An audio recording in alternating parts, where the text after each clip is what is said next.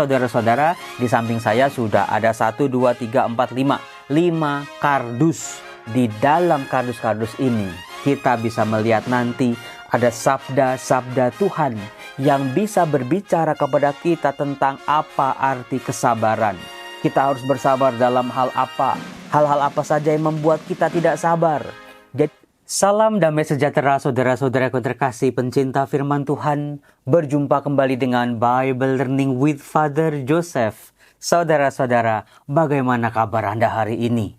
Saya sangat berharap dalam video ini kita bisa belajar tentang apa arti kesabaran. Mengapa kesabaran menjadi sangat penting sebagai orang-orang beriman? Karena kita semua tahu yang namanya iman, pembentukan diri kita itu butuh proses, butuh waktu, butuh dinamikanya yang membutuhkan pasti kesabaran. Saudara-saudaraku yang terkasih, kesabaran dalam diri orang beriman, terlebih ketika dia harus sabar menanggung penderitaan, harus sabar menanti pertolongan Tuhan, harus sabar dalam mencari dan menemukan kehendak Tuhan dalam hidupnya. Itulah yang sangat dibutuhkan oleh orang-orang zaman sekarang. Kita bisa menyebut saudara-saudara, ada begitu banyak hal yang membuat diri kita tidak sabar. Coba, misalnya apa? Romo, saya paling gak sabaran Romo kalau lihat orang kerjanya lelet, lambat, lama bener. Misalnya kita ke bank, tellernya itu ngelayani kita sambil cengengesan, sambil bercanda, sambil main-main. Rasanya kita, apalagi kalau terburu-buru, rasanya gemes gregetan. Kenapa sih nggak cepet-cepet? Misalnya. Kemudian juga ketika kita di jalanan, macet. Wah, itu paling nggak sabar deh. Ini kapan nyampenya? Bisa tua di jalan ini. Lalu juga contoh yang lain tentang kesabaran, sering Romo saya harus ngelus dada Romo. Ngeliat tingkah laku suami, tingkah laku istri, tingkah laku anak-anak. Kayaknya Romo makin didoain kok makin gak bener.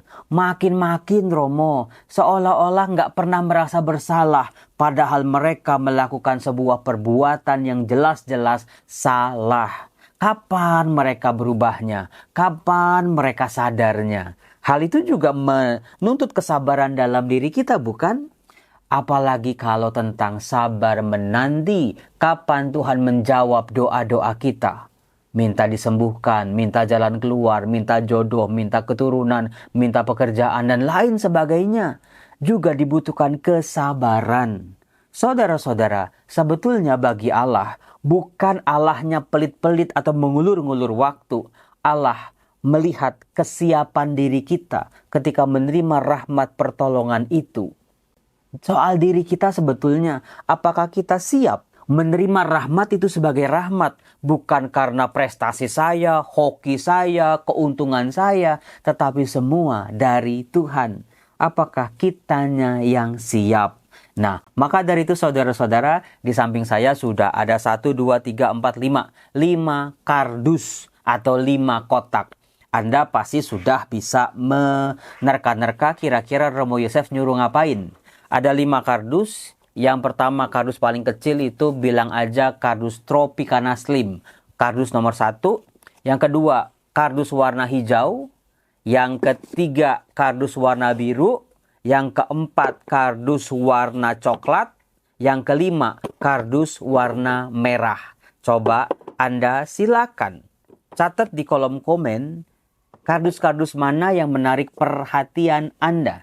Kardus nomor 1, 2, 3, 4, dan 5. Karena apa? Di dalam kardus-kardus ini, kita bisa melihat nanti ada sabda-sabda Tuhan yang bisa berbicara kepada kita tentang apa arti kesabaran. Kita harus bersabar dalam hal apa? Hal-hal apa saja yang membuat kita tidak sabar? Jadi firman Tuhan menolong kita untuk mengenal diri kita, termasuk juga situasi yang kita hadapi, termasuk juga apa yang harus aku lakukan. Silakan, sudah tulis di kolom komen, mari kita buka satu per satu ya. Kardus pertama, kardus Tropicana Slim. Saya tuh suka ngopi tapi nggak mau gendut, maka ya udah kopi Tropicana Slim. Di situ ada Kolose 3 ayat 13. Kolose 3 ayat 13. Coba, siapa yang memilih kardus paling kecil ini? Silakan buka Kolose 3 ayat 13. Karena di sana dikatakan begini. Bersabarlah kamu seorang terhadap yang lain, dan ampunilah seorang yang lain apabila yang seorang menaruh dendam terhadap yang lain. Sama seperti Tuhan telah mengampuni kamu, kamu perbuat juga demikian. Saudara-saudaraku yang terkasih, bisa jadi Anda yang memilih kotak yang kecil tadi, kotak Tropika Slim, Anda sedang tidak sabaran dengan orang-orang di sekitar Anda. Dan orang-orang yang membuat Anda tidak sabar itu adalah orang-orang yang melakukan kesalahan berkali-kali, bahkan sekali tapi sangat menyakiti hati Anda. Sehingga muncul rasa marah, rasa kecewa, relasi yang renggang, relasi yang tidak akrab lagi, rasa percaya yang hilang. Malahan Anda digoda untuk membalas. Kapan aku bisa membalas dendam dengan dia? Saudara-saudaraku, hati-hati dengan orang-orang di sekitar kita, orang-orang yang hidup bersama kita, yang bekerja bersama kita, melayani bersama kita. Mereka kadang-kadang membuat kita kehabisan kesabaran. Tetapi firman Tuhan dari Kolose bab 3 ayat 13 tadi mengatakan, bersabarlah kamu seorang terhadap yang lain. Ampunilah seorang yang lain apabila yang seorang menaruh dendam terhadap yang lain. Sama seperti Tuhan telah mengampuni kamu, kamu perbuat jugalah demikian. Kuncinya mengampuni. Tuhan minta Anda untuk mengampuni. Romo, susah Romo. PR matematika juga dulu susah saudara-saudara. Tapi kalau kita nggak pernah ngerjain, cuma nyontek aja dari teman kiri kanan, kita nggak akan pernah bisa. Tapi kalau kita belajar, mencoba, cari caranya, cari yang paling cocok buat kita, yang bisa dipahami, yang bisa dirasakan. Mudah-mudahan hari ini jauh lebih baik daripada hari kemarin dalam hal mengampuni. Dan besok kita jauh lebih baik lagi dari hari ini. Kuncinya pengampunan supaya kesabaran kita makin panjang. Itu kotak nomor 1. Kotak nomor 2, kotak warna hijau. Kita lihat pelan-pelan ya. Di situ ada apa sih? Oh, ada surat Yakobus bab 1 ayat 19 sampai 20. Apa yang tertulis di situ? Mari kita lihat. Di situ dikatakan, hai saudara-saudara yang kukasihi, ingatlah akan hal ini. Setiap orang hendaklah cepat untuk mendengar, tetapi lambat untuk berkata-kata, dan juga lambat untuk marah. Sebab amarah manusia tidak mengerjakan kebenaran di hadapan Allah. Mungkin kalau bisa saya tebak, Anda yang kehilangan kesabaran yang memilih kotak ini, gara-gara Anda digosipin. Anda diomongin yang enggak-enggak. Anda jengkel. Kenapa sih orang mendengar dari sebelah pihak? Kenapa orang mudah sekali menghakimi kita? Nggak mendengar dari sumbernya. Dari orang yang menjalani. Dari orang yang merasakan. Kenapa mereka cuma dengar dari orang lalu gampang banget ngejudge orang lain? Dan Anda sedang sakit hati karena diperlakukan demikian. Yakobus bab 1 ayat 19 sampai 20 tadi mengajarkan kepada kita untuk lebih cepat mendengar, buka telinga sebelum kita menghakimi, sebelum kita menjudge orang, menilai orang yang ini dan yang itu. Coba cek lagi, tanya lagi ke orangnya langsung, apakah duduk perkaranya betul atau tidak.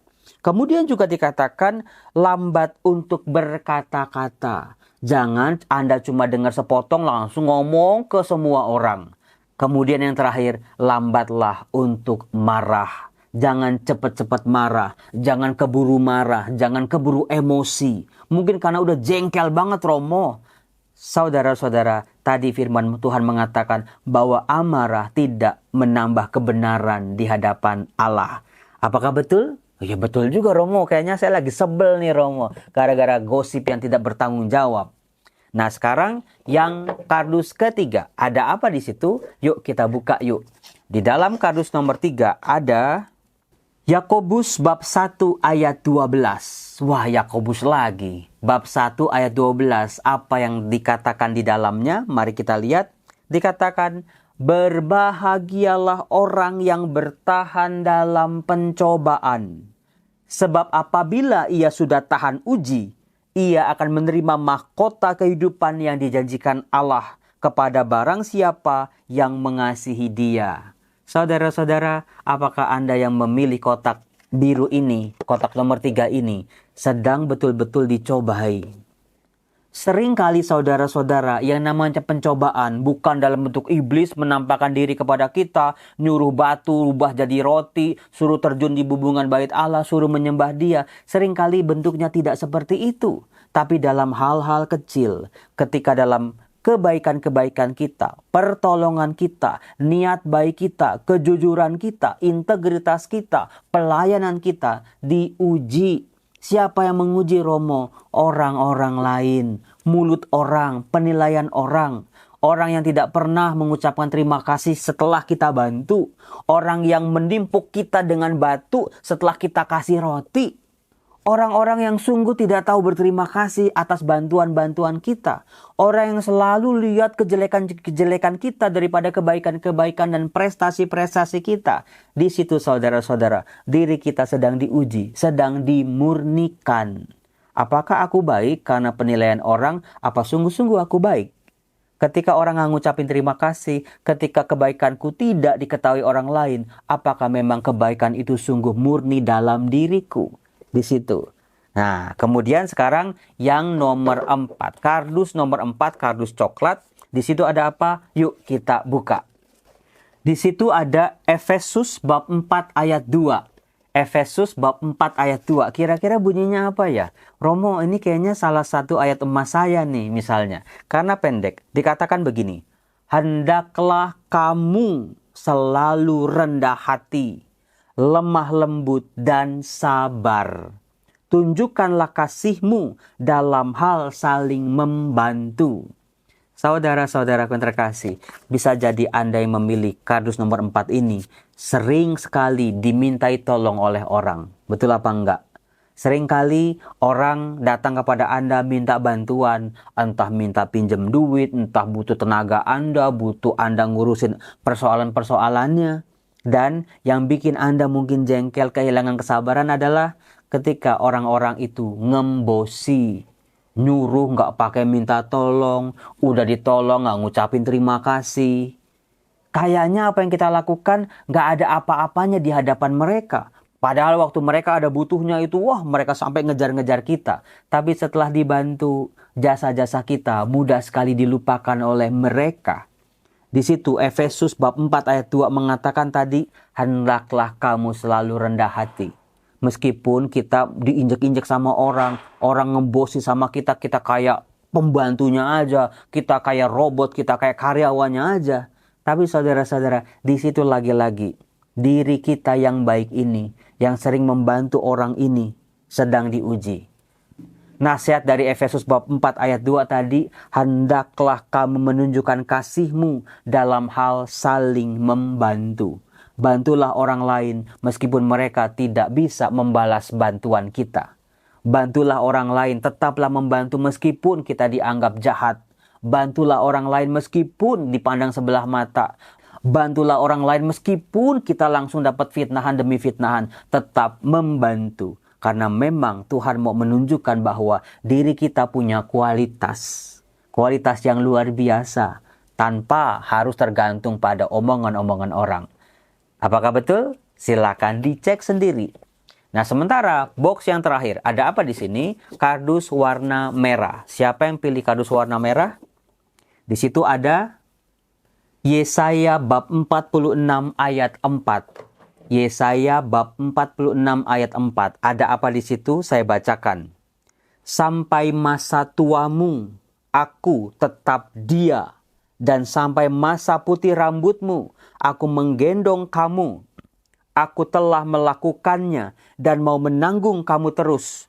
Aku mau memikul kamu dan menyelamatkan kamu. Saudara-saudara yang terkasih, di kardus warna merah ini ada janji Tuhan untuk Anda. Anda yang mungkin khawatir, Nanti kalau saya tua bagaimana Romo? Kalau anak-anak udah sibuk dengan urusannya Romo bagaimana? Saya di rumah, kalau pasangan hidup sudah nggak ada Romo. Lalu saya sama siapa Romo? Di situ, Yesaya bab 46 ayat 4 cocok sekali untuk Anda. Di mana dikatakan sampai masa tuamu, aku tetap Dia. Artinya aku tetap Tuhan. Dan sampai putih rambutmu, aku menggendong kamu. Aku telah melakukannya dan mau menanggung kamu terus. Aku mau memikul kamu dan menyelamatkan kamu. Tuhan yang akan menopang kehidupan kita sampai kapanpun. Meskipun anak, cucu, saudara kita meninggalkan kita satu persatu. Tapi percayalah Tuhan sendiri tidak akan pernah meninggalkan kita. Percayalah dan yakinlah akan hal itu saudara-saudaraku. Semoga 5 ayat tadi yang telah Anda pilih betul-betul berbunyi dalam diri Anda, membuat Anda mengenal situasi diri Anda, meluruskan apa yang harus diluruskan, dan Anda tahu apa yang harus Anda lakukan dalam melatih kesabaran. Saudara-saudara, Allah sendiri dikatakan Allah yang panjang sabar. Kita ciptaannya, kita anak-anaknya juga diharapkan memiliki hati yang sabar seperti Allah. Salam damai sejahtera, Tuhan Yesus memberkati. Salam.